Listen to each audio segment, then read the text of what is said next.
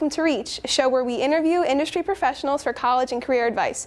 I'm your host, Blair Brinster, and our guest today is Michael Zam. Thanks for being on the show today, Michael. Hey, thank you. Great. I'm glad to be here. Awesome.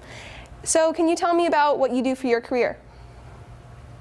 Well, I teach at NYU. I've been teaching, I teach screenwriting and TV writing, all different types of courses.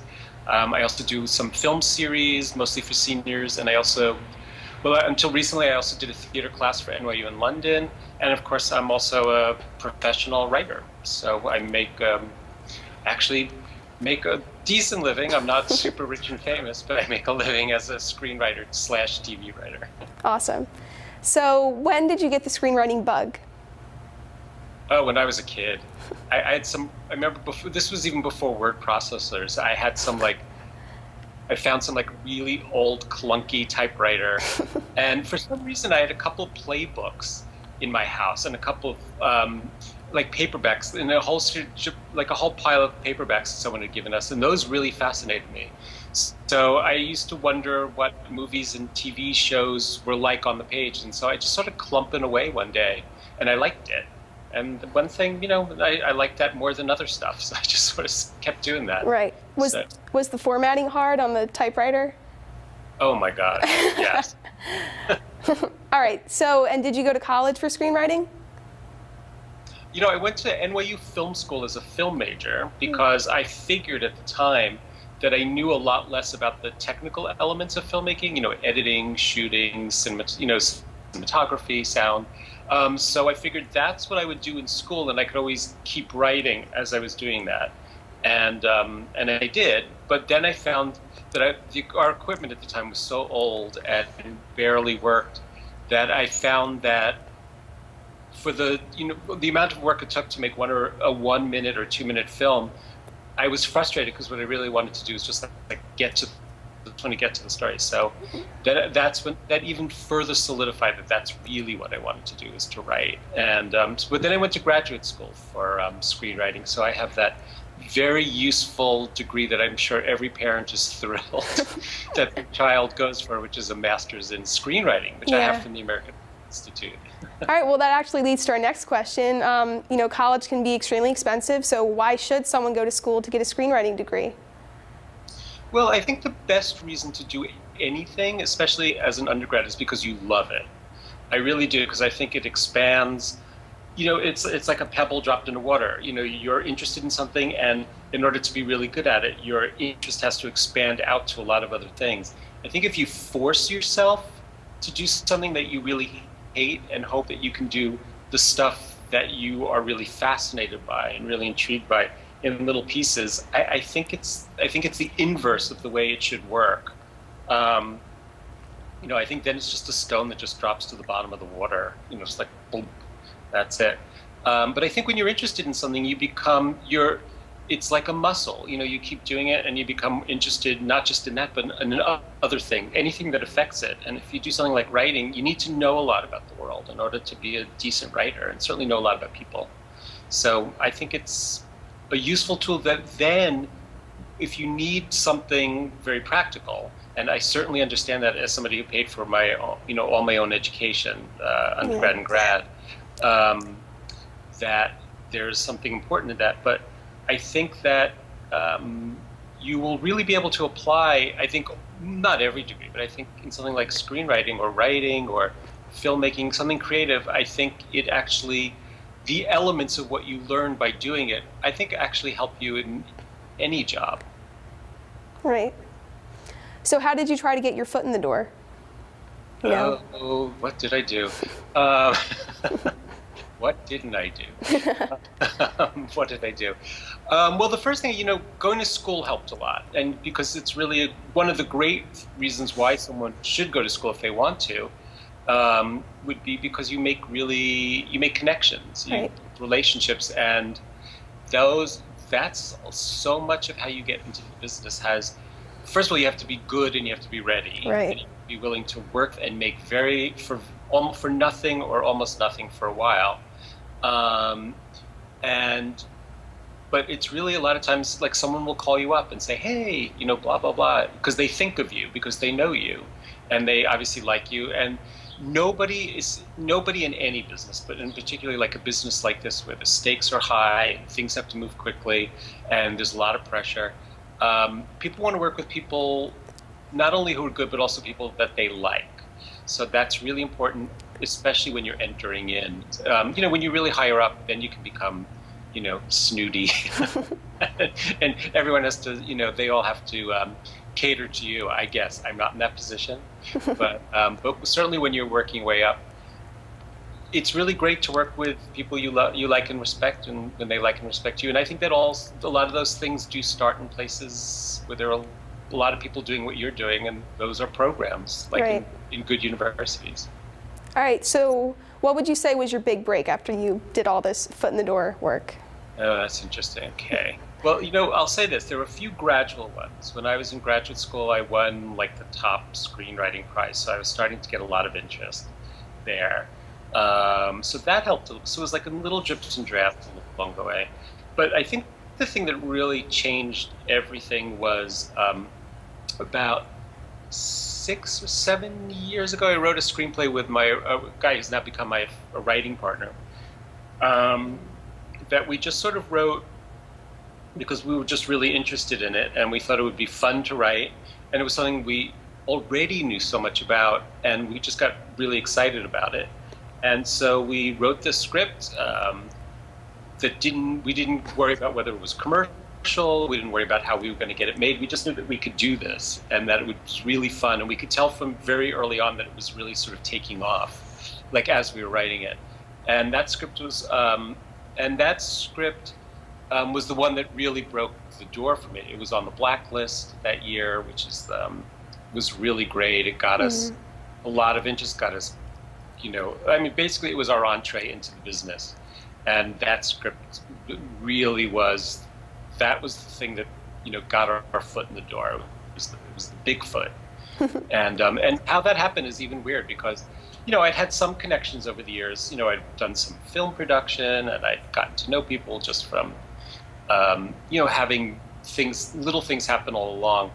But the thing that happened with that is I actually had a student, but who was already sort of a somewhat accomplished filmmaker at the time, and he had gotten into the Sundance Film Festival that year. And I had done some work with him, and I had taken, we really got along really well. He's really good, very talented, still working a lot. And he happened to be we were talking about movies, and I mentioned my screenplay is about the making of a movie. It's about the making of a famous movie from 1962 called Whatever Happened to Baby Jane. It's the stage story, and it's a great story. And he actually said, "Oh, so here I am going to Cannes, and what are you working on?" And I said, "Oh, I don't know. I don't usually talk about that. But tell me. So I said, "All right," and I told him about this screenplay. And he said, "Oh my God, Whatever Happened to Baby Jane is one of my favorite movies. Could I read your script on the plane?" And I was like, "Yeah, I don't know." No, come on, let me. And I said, "All right." He's very persuasive. Probably why he's doing so well as a filmmaker. And then he just texted me a few days later, and he said, "Oh, I really loved your screenplay." And I said, "Thanks." And I thought that would be it. And then the big news was that he won. He won a major prize that year for the film that he'd done. And he was obviously celebrating with some of the people. And they said, "Hey, have you read any good scripts?" And literally, like, the day he came home, I sent him messages congratulating him. He didn't even mention that he had done that, and suddenly it was just literally one of those things. I'm like, in my apartment doing some work, and all of a sudden the phone rings, and it's the phone call that gets the ball rolling. So, and that was it. From then on, that led to one thing to another, and that was it. So. Right, connections are everything. Yeah. The best connections are always with people that you like and care for and respect, and it's give and take. So. Right. So what's your number one piece of advice for writing a good script? This is going to sound like you've heard it a million times, but I can tell you it's so true. Write what you love. Write something that you really want to write. Don't worry about don't cater what you're writing to any particular popular genre. Don't just try to think of a good idea. Try to write the thing that you love, that you know better and like better than anybody else. Right. And that is so key. And I can tell you that was the thing that really got me in the door. So, right. yeah. So that was it. Yep. So now we're going to do a little set of questions called best and worst. So it's just a couple of questions about college and like success, mistakes, and stuff. Okay. So, cool. What is your best college success? What do you mean by college success? You know, maybe something you wrote in college or someone you met that opened a door. You know, very general. Oh wow, boy, my mind goes to so many places. I guess the biggest success I had was, well, I won the top screenwriting prize in my graduate school, and I was in a very competitive school with a lot of really talented writers, and that was a big thing. That was really and a big surprise. It was really so I'd say that. Okay. All right. So what about your best career success story? Oh God, good story. Like, do you mean like a specific anecdote or just like what? Well, like something that happened. It could be, yeah, whatever. Well, I guess that, and then I would say the next really exciting thing was that, this particular screenplay, which was called Best Actress, the two lead characters are older women, famous actresses, true famous actresses, and the fun thing was knowing that like all these really important, great actresses who had been particularly the biggest stars when I was really falling in love with movies and still are, really respected. They'd all read the script, and a lot of them wanted to do it. So the fun thing was that was just so much fun, like hearing like, oh, so and so called me and really wants to do the script, or so and so wants to do. And I was like, really? It just seemed so. That's when it really went from fantasy to real, because it was almost funny, right? And it was fun, and it was really fun. That was before you have to make the choice of who to go with, or people start, there's this honeymoon period, which is really fun. And all I say is, like any honeymoon, enjoy it. so that was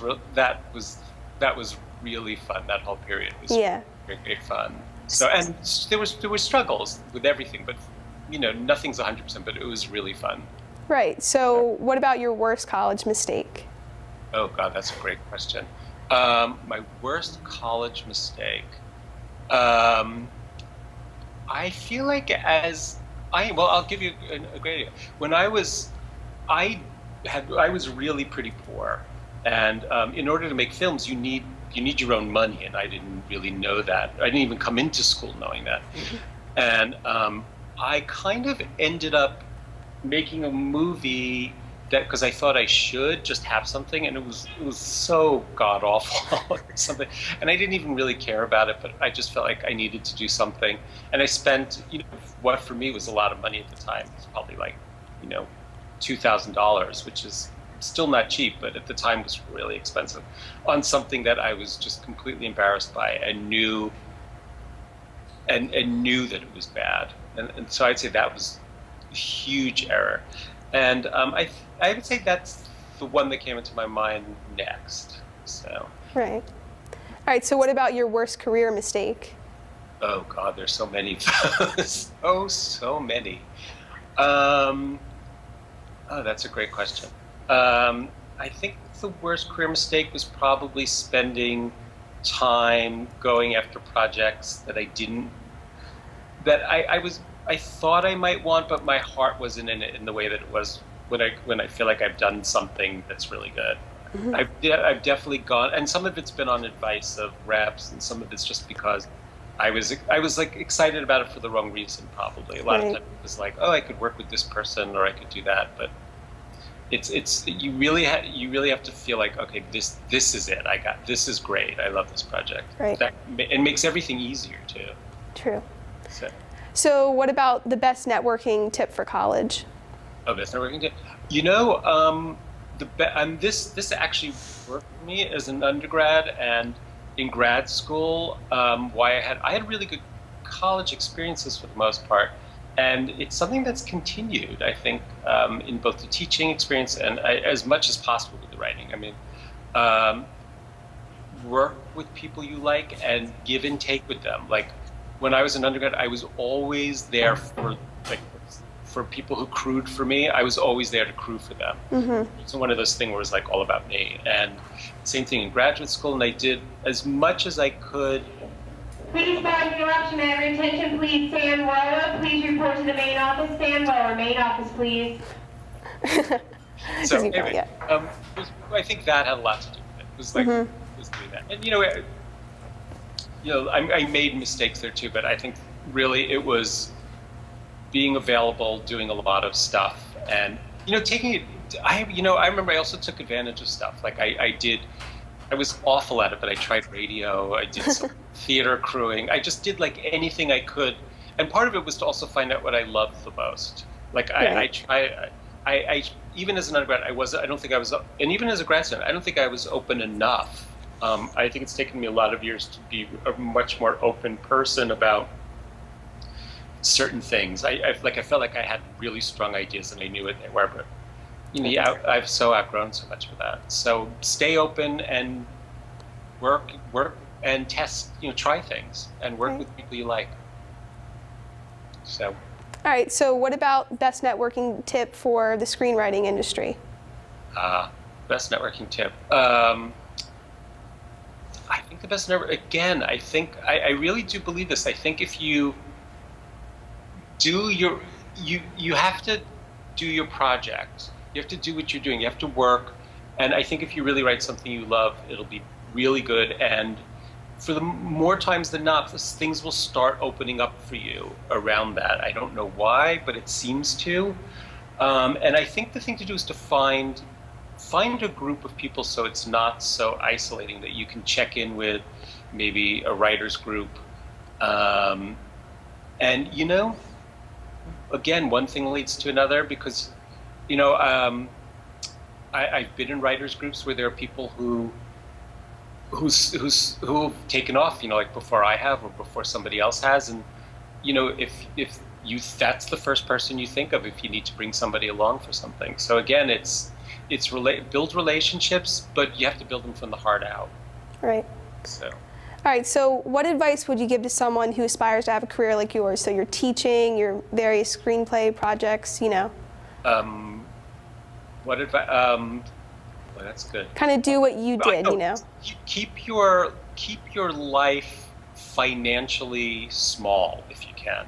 Don't go out and buy the big things like when the breaks do start to happen, because you're going to fall on your face and not everybody, but I think a lot of people would. I know I would have would have gotten myself in financial trouble if I'd done anything like that. So even though I'm doing better and getting out there, and I've kept my expenses, I'm still pretty, my life, whereas I haven't gone out and bought anything ridiculously expensive. I've kept things in check so that I have the freedom to not have to do things that I loathe doing. So. Right. Well, all right. Well, thank you so much for all your advice and insight today, Michael, and for speaking with us. Pleasure. Anytime. Yeah. That about does it for today's episode of Reach with screenwriter and NYU professor Michael Zam. You can check out all Reach news on the Shawnee TV Twitter, and please subscribe to Shawnee TV for more shows and additional content. I'm Blair Brinster, and always remember to reach out.